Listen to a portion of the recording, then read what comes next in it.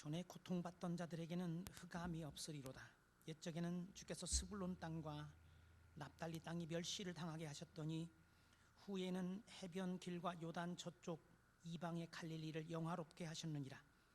흑암에 행하던 백성이 큰 빛을 보고 사망의 그늘진 땅에 거주하던 자에게 빛이 비치도다. 주께서 이 나라를 창성하게 하시며 그 즐거움을 더하게 하셨으므로 추수하는 즐거움과 탈취물을 나눌 때의 즐거움 같이 그들이 주 앞에서 즐거워하오니 이는 그들이 무겁게 맨 멍에와 그들의 어깨의 채찍과 그 압제자의 막대기를 주께서 꺾으시되 미디안의 날과 같이 하셨음이니이다. 어지러이 싸우는 군인들의 신과 피 묻은 겉옷이 불에 섭같이 살라지리니 이는 한 아기가 우리에게 낳고 한 아들을 우리에게 주신 바 되었는데 그의 어깨에는 정사를 베었고 그의 이름은 기묘자라 모사라 전능하신 하나님이라 영존하시는 아버지라 평강의 왕이라 할 것임이라. 그 정사와 평강의 더함이 무궁하며 또 다윗의 왕좌와 그의 나라에 군림하여 그 나라를 굳게 세우고 지금 이후로 영원히 정의와 공의로 그것을 보존하실 것이라. 만군의 주의 열심히 이를 이루시리라. 오늘 대림절 첫 주일을 맞이합니다. 교회력으로는 새로운 해의 시작입니다. 이제는 그리스도에게로 우리의 모든 시선을 집중합시다. 코로나가 주제가 되어서는 안 됩니다. 주의하고 신중하게 살아야 하지만 그것은 우리 삶의 부수적인 주의사항은 될지언정 우리가 그것에 이끌려 좌지우지되는 삶의 주된 내용이 되어서는 안 됩니다. 우리의 주인은 하나님이십니다. 이제는 하나님에 관하여 말하고 우리의 희망이신 그리스도에 관하여 이야기합시다. 오늘은 그 시작이 될 것입니다.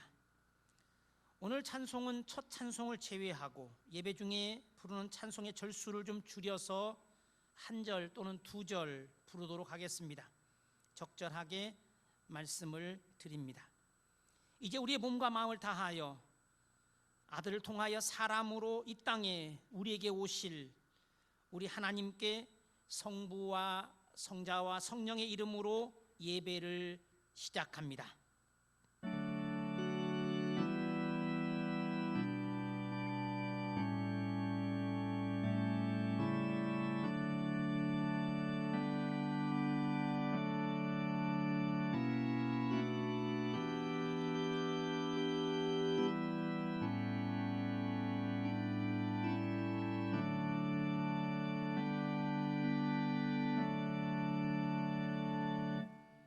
은혜와 능력, 지혜와 사랑의 하나님 아버지, 우리가 대림절의 첫 주일에 드리는 이 예배를 받아주시옵소서.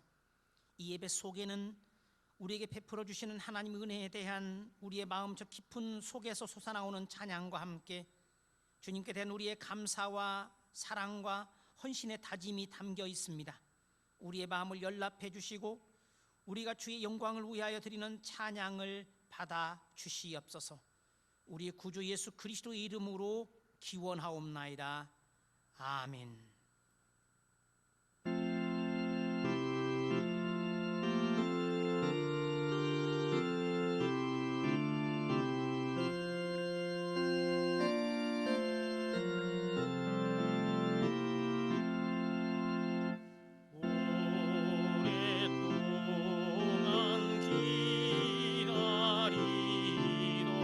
주님 강림하셨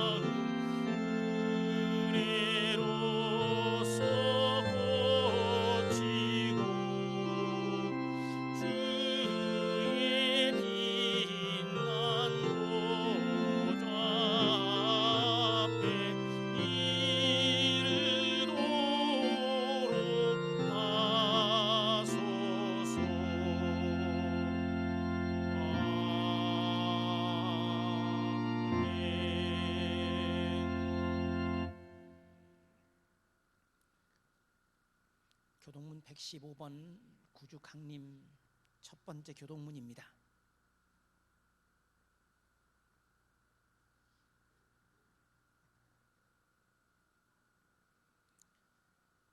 성문으로 나아가라, 나아가라. 백성이 올 길을 닦으라.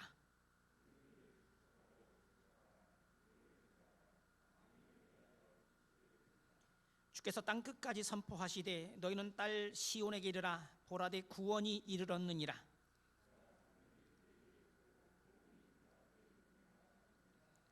사람들이 너를 일컬어 거룩한 백성이라. 주께서 구속하신 자라 하겠고,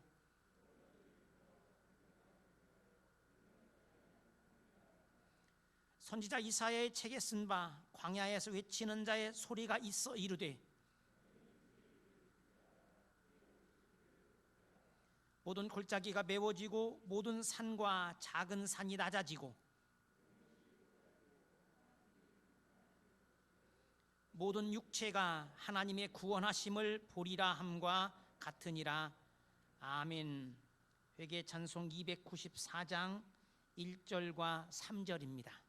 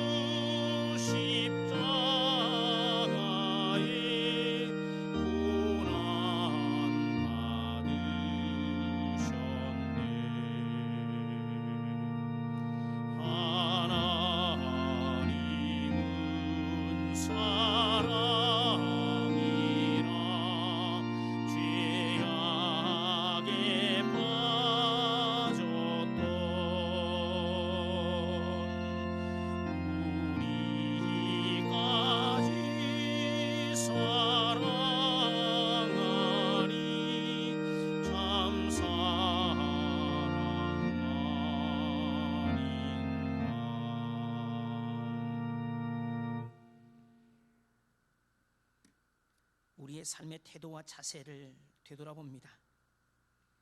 믿음의 삶을 산다고 했으나 주님의 음성을 듣기보다 세상에서 배운 지식과 익힌 방식을 따르고 살면서 터득한 지혜를 의지하며 살아왔습니다. 주님을 믿는다 하면서도 주님께 묻기보다 우리 자신의 생각을 먼저 따랐고 목자 인도를 받기보다 우리 자신의 경험을 의지했습니다.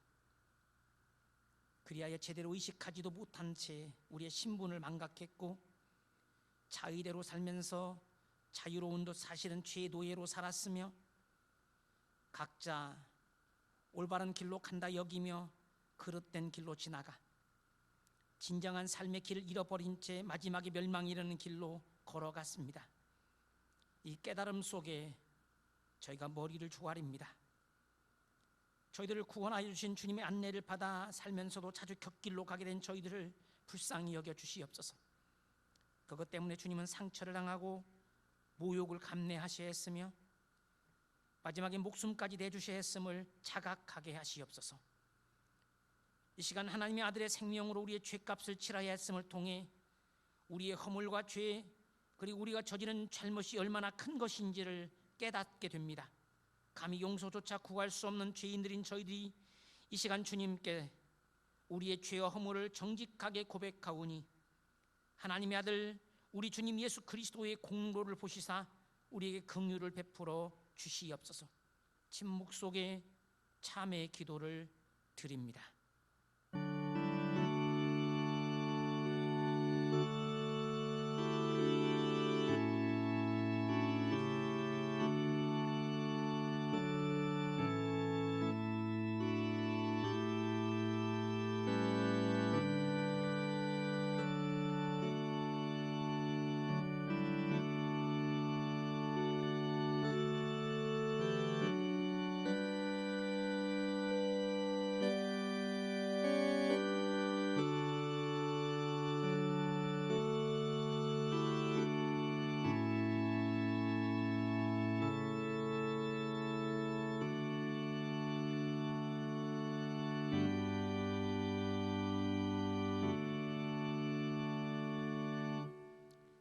모든 사람이 죄를 범하였음에 하나님의 영광에 이르지 못하더니 그리스도 예수 안에 있는 속량으로 말미암아 하나님의 은혜로 값없이 의롭다 하심을 얻은 자 되었느니라. 이 예수를 하나님이 그의 피로써 믿음으로 말미암는 화목 제물로 삼으셨으니 이는 하나님께서 길이 참으시는 중에 전에 지은 죄를 간과하심으로 자기의 의로우심을 나타내려 하심이니 곧 이때에 자기의 의로우심을 나타내사 자기도 의로우시며 또한 예수 믿는 자를 의롭다 하려 하심이라. 나는 우리에게 주신 이 은총의 말씀에 근거하여 자신의 잘못을 진심으로 고백한 여러분 모두의 죄가 용서받았음을 그리스도의 이름으로 선언합니다. 영광의 찬송 137장 1절 부르십니다.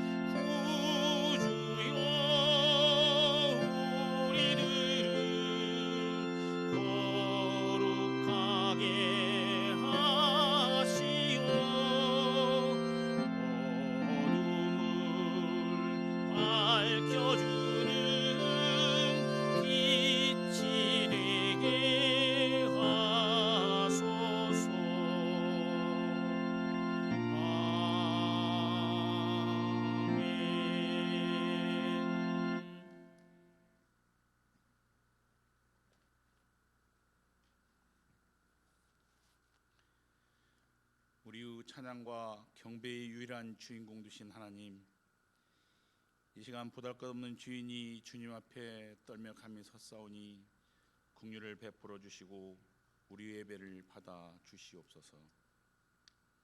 2020년도 이제 한 달밖에 남지 않은 이때에 지난 날을 돌이켜보면 모두 주님의 은혜뿐이었음을 고백합니다.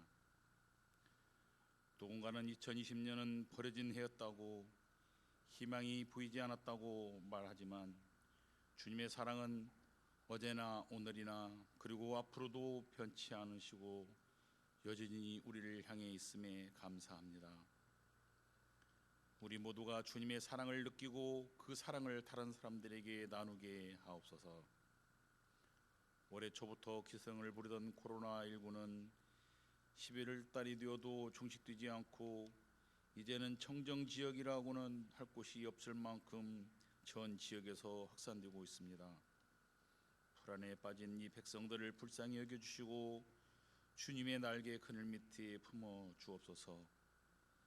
이럴 때일수록 더욱더 하나님을 의지하고 살아야 할 텐데 사회적 거리두기가 강조되어 모이기에 힘쓰기가 어려워져 우리의 믿음이 연약해질까 두렵습니다. 자비의 하나님, 어느 곳에서든지 하나님을 찾고 구하는 모든 성도들에게도 찾아가 주셔서 성령 충만케 하옵소서. 특별히 며칠 남지 않은 수능 시험을 치르는 수험생들에게도 자비를 베풀어 주셔서 시험 당일까지 건강을 지켜주시고 지혜를 주셔서 준비했던 것 이상을 발휘할 수 있도록 후회 없는 시험이 되도록 하여 주시옵소서. 사랑의 하나님, 우리 마동기 올해 계획을 돌아보고 새로운 한 해의 계획을 세워야 할 때가 왔습니다. 사람이 그 길을 계획할지라도 그 걸음을 인도하시는 분은 오직 하나님이신 줄 믿습니다. 일일이 개입해 주셔서 선하고 바른 길로 우리 교회를 인도하옵소서. 말씀을 전하시는 목사님 붙들어 주셔서 전하시는 말씀마다 권세 있게 하시고 듣는 모든 성도들이 감화 감동을 받아 아멘으로 화답케 하시고 그 힘으로 세상에서 승리하게 하옵소서. 성가대로, 교사로, 방송으로, 차량 봉사로 이외에도 여러 곳에서 예배를 위해 봉사하는 손길들을 기억하시고 한량없는 복을 내려 주옵소서. 점점 추워지는 날씨 속에 우리 모든 성도들을 따뜻하게 품어 주시옵소서. 사랑이 많으신 예수님의 이름으로 기도합니다. 아멘.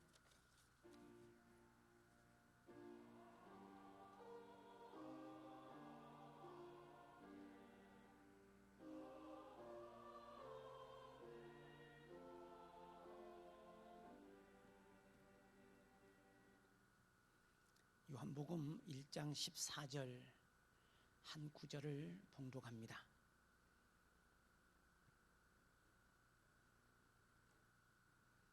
요한복음 1장 14절입니다.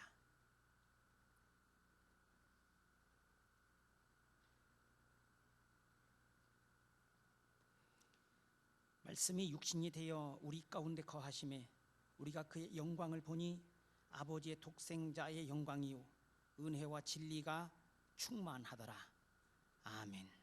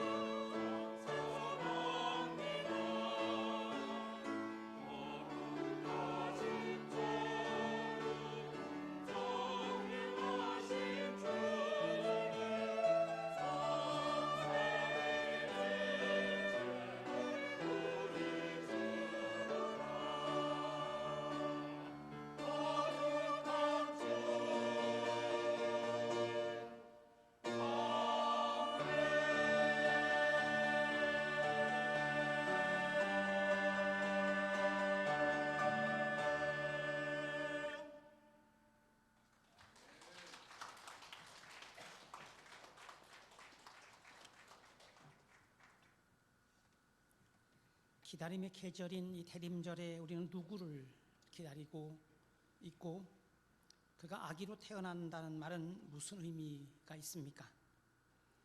예수 사건의 의미는 우리에게 어떤 영향을, 어떤 의미를 갖고 있습니까? 예수는 누굽니까? 독생자란 말은 도대체 무슨 말입니까?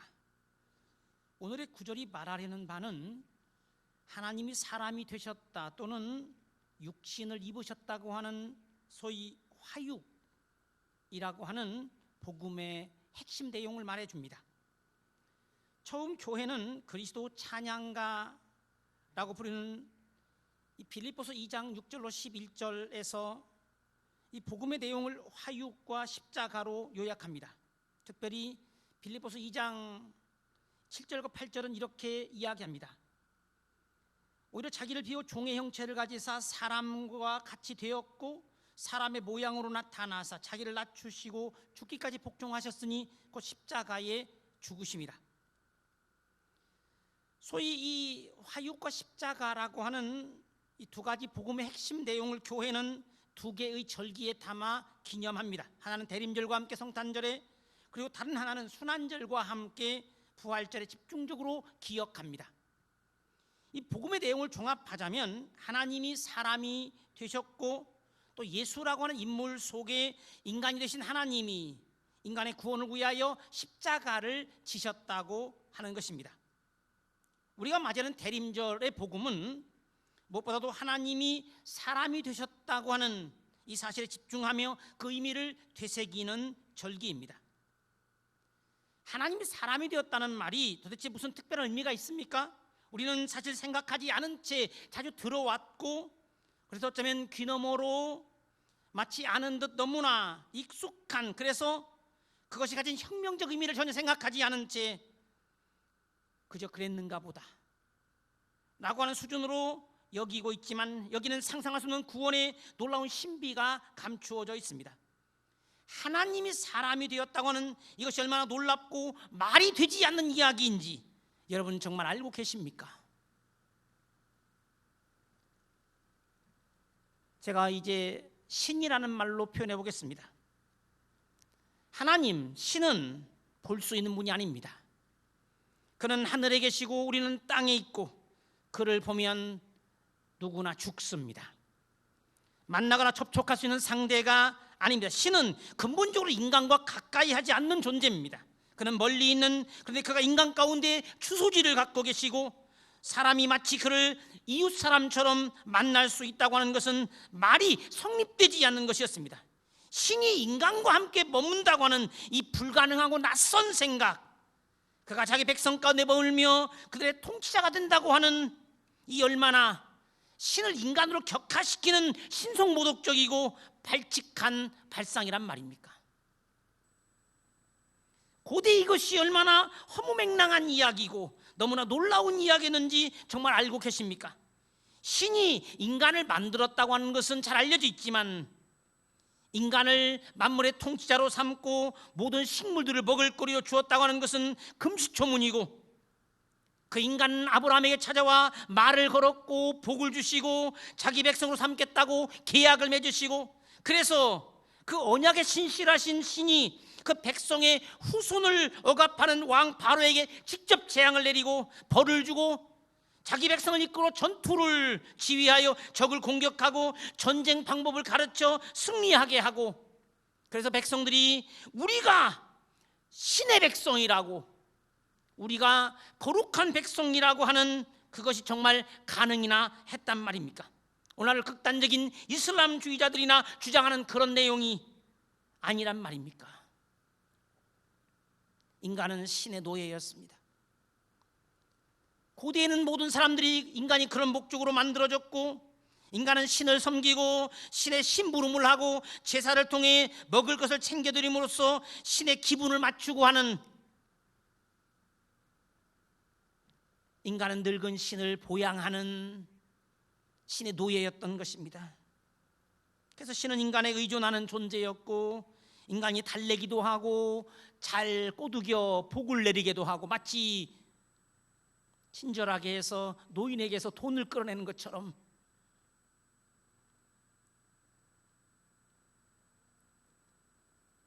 인간은 그 어떤 경우에도 신과 포탈 수 없는데 그의 백성이라는 사실이 너무나 놀라운 것이었습니다. 혹 왕은 신의 아들로 불리며 그를 통하여 신은 인간과 접촉할 수 있을지언정 신이 사람의 직접적인 통치자는 될 수가 없었습니다.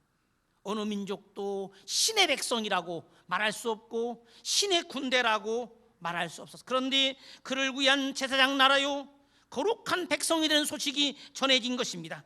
그 어디에도 들어보지 못한, 말이 되지 않아 듣지도 못하고 들을 수도 없는 전대미문의 낯선, 그래서 정말 새로운 소식이 전해진 것입니다. 여러분, 솔직히 우리는 신의 백성이라는 자의식 속에 살고 있습니까? 여러분은 신의 자녀라고, 신의 아들이요 딸이라고 하는 자부심과 함께 놀라운 무거운 책임감 속에 살고 계십니까? 하나의 수사에 불과합니까? 하나님이 인간을 섬기시니 도저히 이해 불가능한 기가 막힌 사실의 증거가 바로 화육과 십자가였습니다. 어떻게 그런 일이 있을 수 있단 말입니까? 세계관을 바꾸고 가치관을 바꾸게 만드는 신의 노예였던 사람들이 신의 자녀가 되었고 신의 아들과 딸이 되었다고 하는 사실, 여러분은 그렇게 믿고 사십니까? 사람이 신을 조종하는 것이 아니라 하나님이 인간에게 먹을 것을 주시고 복을 주시는, 우리는 그의 뜻을 따르고 그에게 복종하며 살아가는 신의 뜻을 수행하는 백성으로서의 삶. 우리는 이 복음의 의미를 고대인들이 이해하는 진지성으로 느끼지 못하고 있습니다. 이와 관련해 우리가 우상을 이해할 수 있습니다. 우상이 뭡니까? 사람이 접하게 되는 신의 모습이요 신의 형상입니다. 물론 사람들은 그 우상을 신 자체로 여긴 것은 아닙니다. 그들은 바보가 아닙니다. 뭔가 그러나 볼 수 있는 접촉점이 있어야 하지 않겠습니까? 형상을 통해서 접점을 찾으려고 하는, 신을 만나는 매개체가 있어야, 즉 중재와 매개 없이 신은 만날 수 없습니다. 때문에 제사장이 존재하고 제의가 있고 율법이 있는 것입니다. 그들 또는 그것을 통해서 신과 만남을 시도할 수 있습니다. 그 매개체가 신의 형상인 우상입니다. 신의 형상으로서 우상은 말할 것도 없이 신처럼 경건하게 대해져야 합니다. 씻겨주고 옷을 입혀주고 그 앞에서 분향하고 먹을 것을 챙겨드리는, 정말로 신을 대하듯 하는. 그러나 성서는 형상의 제작은 물론 그것을 숭배하는 것을 철저히 금합니다. 그것은 사람이 만든 것입니다. 그렇다면 하나님은 정말 볼 수 없을까? 사람이 하나님의 형상으로 지음받았다고 창세기 1장 26절, 27절, 9장 6절에서 이야기합니다. 그러면 보이는 사람이 보이지 않는 하나님의 얼굴입니다. 그런데 사람 중에 진실로 일그러지지 않는 하나님의 참 모습을 보여줄 수 있는 사람이 과연 있을까? 그 이름에 새겨진 것처럼 자비롭고 은혜롭고 노하기를 더디하고 인자와 진실이 많은 분이신 그의 모습을 왜곡되지 않게 누가 드러낼 수 있을까? 그런 의인은 하나도 없습니다. 누구도 흠이 없는 이는 없습니다. 자신의 욕심을 완전히 내려놓고 비워놓고 분을 내는 일도 없고 온전한 믿음 속에 조금의 의혹도 갈등도 없이 사는 사람은 아무도 없습니다. 자신 속에 악이 조금도 존재하지 않는 이는, 그렇게 하나님을 보여줄 수 있는 이는 없습니다. 나를 보면 하나님이 보인다라고 말할 수 있는 사람이 과연 누가 있습니까? 하나님의 형상으로 지음받은 인간 중에 과연 하나님의 모습을 제대로 나타내 주는 이가 어디 있습니까? 때문에 부활도 불가능한 것입니다. 사두개인들은 믿지 않았으나 부활은 있습니다. 그러나 그림의 떡이었습니다.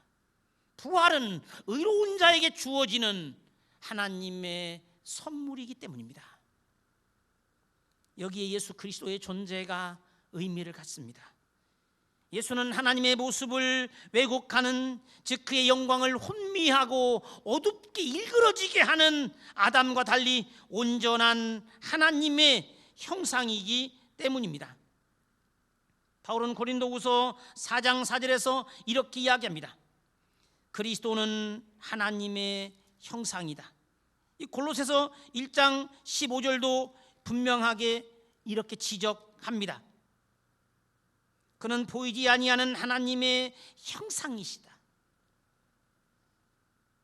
예수는 온전한, 그리하여 우리가 충분히 하나님을 경험할 수 있게 하는 매체입니다. 아들을 본 자는 아버지를 보았다고 요한복음 14장 9절에서 말합니다. 볼 수 없는, 그리고 경험할 수 없는 하나님을 보고 만지고 친구처럼 대화하고 체험할 수 있게 한 그분, 예수가 부활의 첫 열매로서 인류에 받아들인 이유가 여기에 있습니다. 여러분, 마다들은 태를 찍고 나온 길을 낸 그 뒤를 따라 동생들이 태어납니다. 예수의 부활은 마치 무용지물처럼 있으나 누구도 가질 수 없었던 하나님의 능력을 활성화시켰고, 마치 잠자던 하늘의 능력을 깨운 것 같이 재가동하게 되었고, 그래서 뜯을 수 없었던 선물의 포장지가 뜯기게 되었습니다. 거기엔 하나님의 능력의 충만함이 있었습니다. 예수가 참 생명의 길이라고 하는 것은 바로 이것입니다. 이제부터 우리는 생명인 아버지께로 가는 길을 찾았고, 예수를 통하여 아버지께로 갈 수 있게 되었습니다. 말씀이 육신이 되어 우리 가운데 거하시게 되어 우리가 그의 영광을 보게 되었다. 우리의 눈으로 보게 되었다. 여기 거하시다고 하는 헬라어 단어는 장막을 친다 또는 텐트를 펼치다는 뜻입니다. 하나님께 당신의 백성들 한가운데 거주지를 두시고 성막에 머무시는 것을 염두에 둔 표현입니다. 그럼 이제 우리는 그가 다스린 나라에 살고 그가 지배하는 영토의 백성이 되었습니다. 죽음에서 생명으로 옮겼고 흑암의 나라에서 그의 사랑의 아들의 나라로 옮겨오게 된 것입니다. 이제 신랑과 함께하는 잔치의 삶이 시작되었습니다. 이 말씀은 보이지 않는 하나님의 상징이고, 그 말씀이 우리 속에 계시다고 하는 것은 육신을 움직이게 하는, 그래서 살아있는 생명체가 되게 한 하나님의 호흡을 떠올리게 합니다.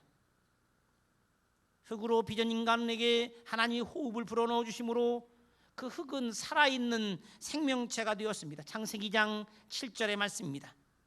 바울은 그리스도가 바로 그 영이라고 고린도후서 3장 17절에서 이야기합니다. 말하자면 예수는 육신 속에 거하는 호흡처럼 자신이 그렇게 질그릇과 같은 자신이 간직한 보배로서 자신의 모든 것을 다 바쳐서 하는 진주와 같은 존재였음을 이야기합니다. 그를 위해서라면 자신의 삶을 바치는 것도 전혀 아깝지 않은, 아니 오히려 그를 위해 고난을 당하는 것이 영광으로 여길 만한 바로 그런 존재였습니다.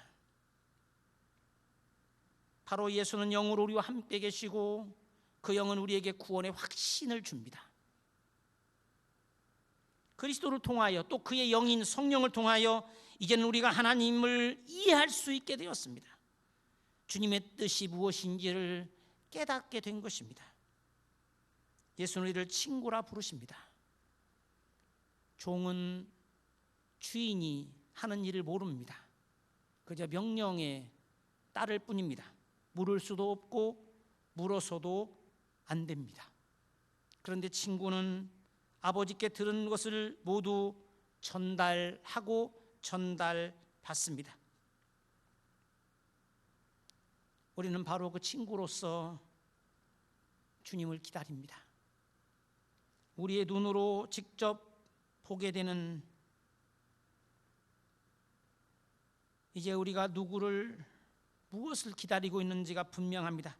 우리는 이제 태어날 한 아기에게서 하나님을 보게 됩니다. 서두에 읽었던 이사야 9장의 말씀처럼 한 아기가 우리에게 낳고 한 아들을 우리에게 주신 바 되었는데 그의 어깨는 청사를 메었고 그는 곧 우리의 온전한 지배자가 될 것입니다.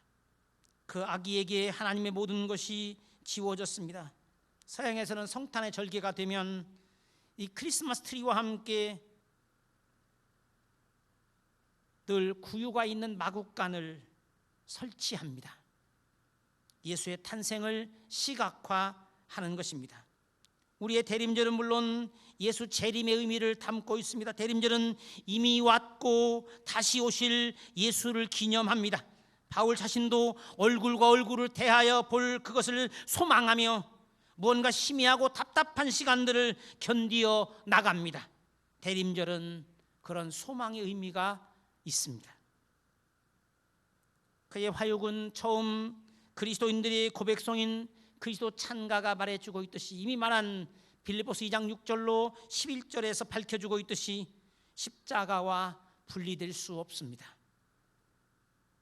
이미 말한 대로 사순절과 함께 부활절에 기억되는 복음의 내용들입니다. 바울에게 십자가는 인류 구원을 위한 하나님의 지혜와 능력의 표시였고, 그는 평생 십자가 외에는 다른 것을 알려고 하지 않았을 뿐만 아니라 늘 자랑하며 살았습니다. 때문에 그는 고린도 2장 2절에서 이렇게, 내가 너희 중에서 예수 그리스도와 그가 십자가에 못 박히신 것 외에는 아무것도 알지 않기로 작정하였다. 그에게는 십자가 외에는 자랑거리가 없었습니다. 그러나 내게는 우리 주 예수 그리스도의 십자가 외에 결코 자랑할 것이 없으니, 그리스도로 말미암아 세상이 나를 대하여 십자가에 못 박히고 내가 또한 세상에 대하여 그러하니라. 그리스도를 알아가는 지식의 고상함은 너무나 비교할 수 없는 탁월한 것이었습니다. 그것은 드디어 발견한 진주였습니다. 오랫동안 찾아 헤매며 그것을 위하여 늘 갈구하고 다녔던, 굶주렸던, 자기 전체를 사서 다 바쳐 사도 아깝지 않은 보배였고, 그가 빌립보 4장 11절로 13절에 말하고 있듯이 모든 능력의 원천이었습니다. 그는 그리스도를 찾았습니다. 예수 그리스도는 바로 율법으로 이룰 수 없는 새로 난 그 구원의 길입니다. 바울이 로마서에서 분명하게 말하는 바가 그것입니다. 그는 로마 3장 20절부터 이렇게 표현합니다. 그러므로 율법의 행위로 그의 앞에 의롭다 하심을 얻을 육체가 없나니 율법으로는 죄를 깨달음이니라. 이제는 율법 외에 하나님의 한 의가 나타났으니 율법과 선지자들에게서 증거를 받은 것이라. 곧 예수 그리스도를 믿음으로 말미암아 모든 믿는 자에게 미치는 하나님의 의니 차별이 없느니라. 예수에 대한 믿음은 새로운 삶의 길입니다. 그 믿음은 율법을 파기하는 것이 아니라 율법을 이룹니다.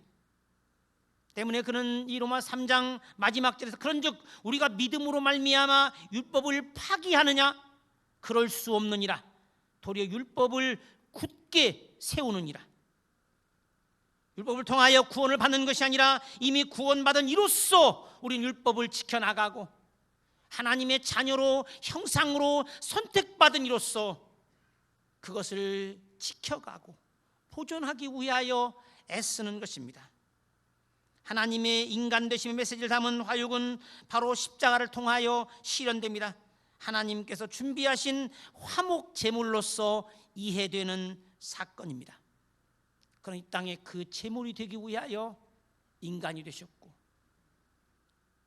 우리는 거기서 하나님이 뚫으시는 구원의 지혜와 능력의 길을 발견하고 있고, 그 하나님께로 가는 영원한 생명으로 가는 그 길이신 예수를 기다리고 있는 것입니다.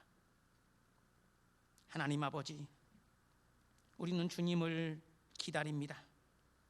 언제나 답답하고 힘겨운, 무언가 불명확하고 속 시원히 알 수 없는 하늘의 이야기를 예수 그리스도를 통해서 듣고 배우게 하시니 감사합니다.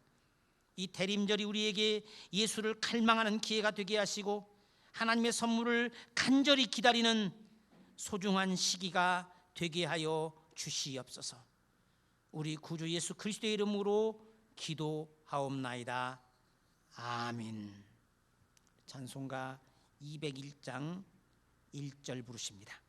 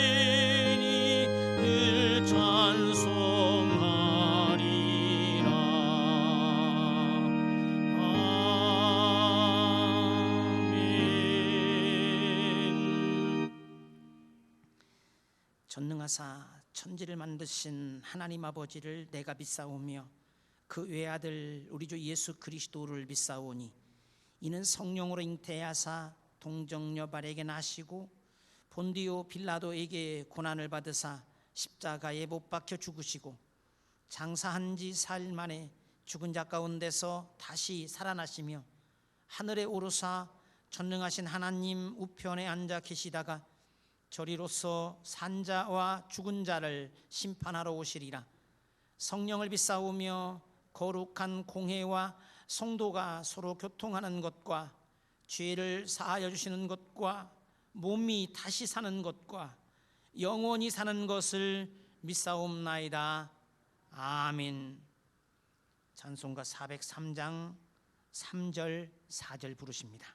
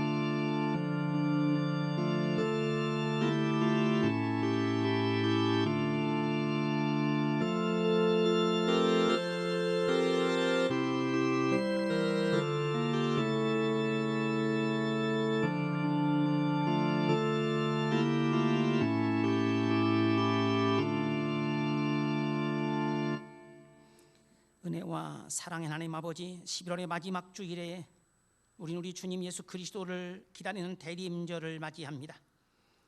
어둠의 땅 갈릴리에 오셔서 빛이 되신 주님께서 이 불안정하고 어두운 삶의 땅에 지금 살아가고 있는 우리에게 희망의 씨앗이 되어 주시고 밝은 불빛이 되어 주시니 감사합니다. 허망한 땅에 살아가는 저희가 부활의 첫 열매인 그 주님을 간절히 기다립니다.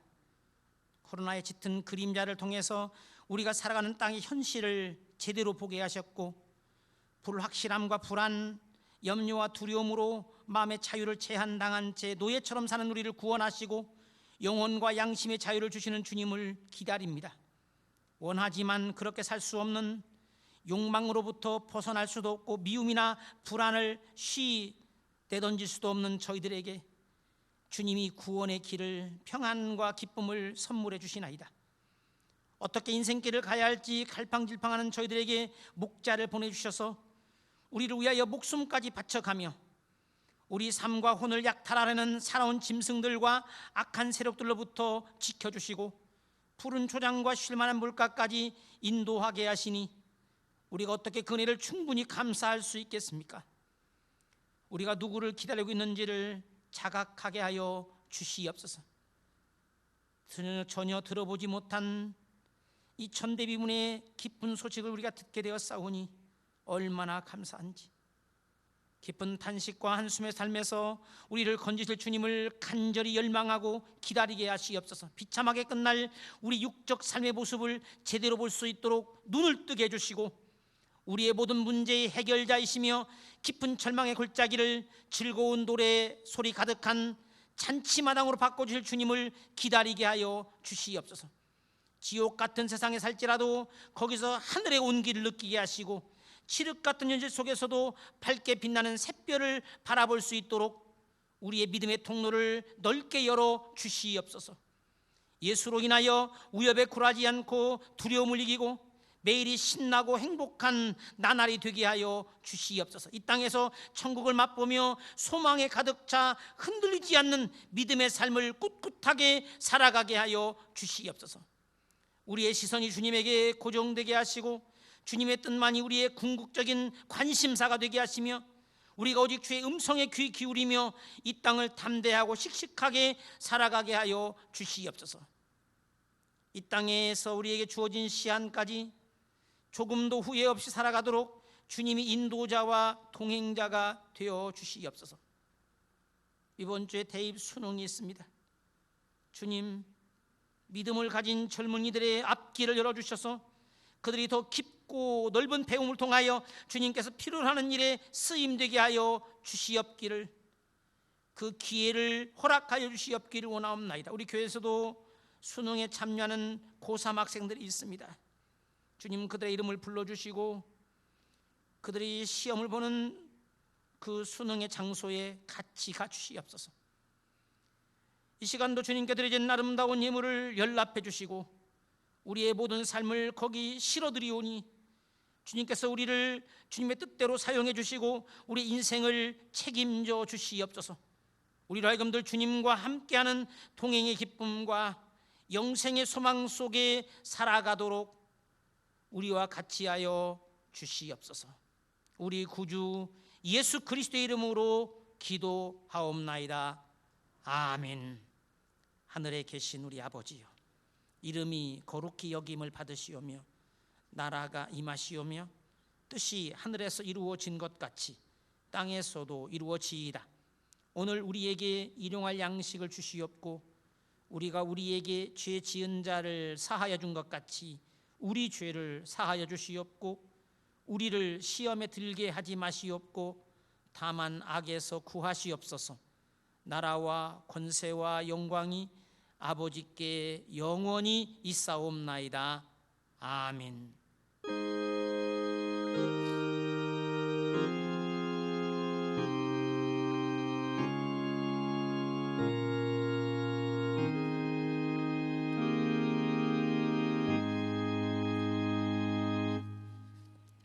여러분 모두에게 주님의 은혜가 함께 하시기를 바랍니다. 오늘이 대림절 첫 번째 주일이고 교회력으로 새로운 한 해가 시작되었습니다. 대림절은 물론 이제 성탄절을 향하여 나아가고 있는, 성탄절과 분리될 수 없는 절기입니다. 색깔은 물론 보라색이고 성탄절이 되면 다시 흰색으로 바뀌게 될 것입니다. 다음 주일은 12월의 첫 번째 주일로서 12월 첫 주일 새벽 기도회를 오전 5시에 드리게 됩니다.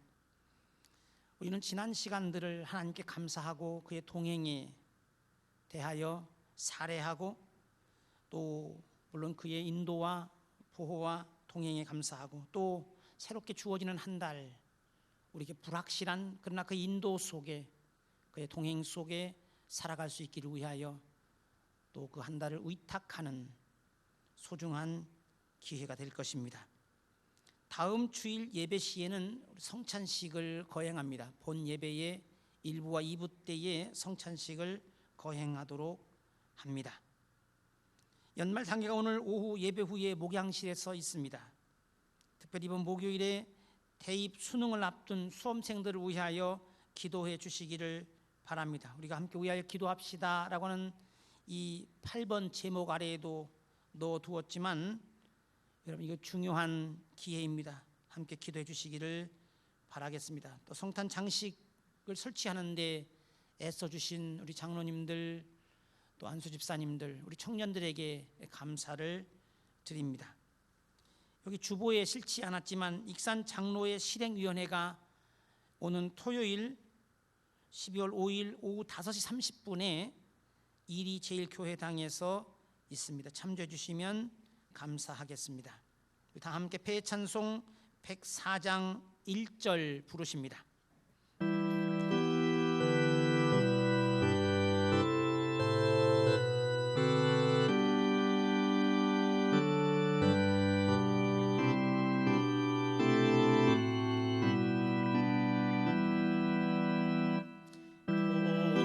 구하소서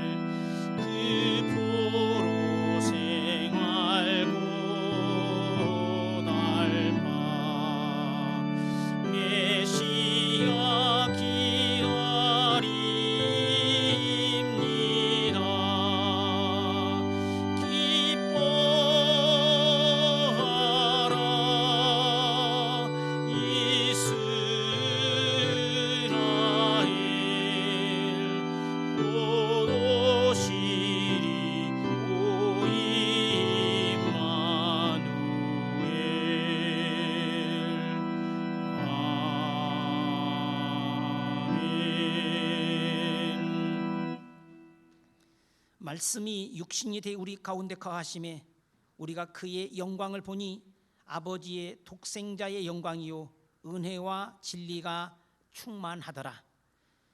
주께서 여러분에게 복을 내려주시고 여러분들을 지켜주시며 주께서 여러분들을 반가이 대해주시고 여러분에게 은혜를 베푸시며 주께서 여러분을 향하여 환하게 웃어주시고 여러분에게 평화 주시기를 간절히 축원하옵나이다.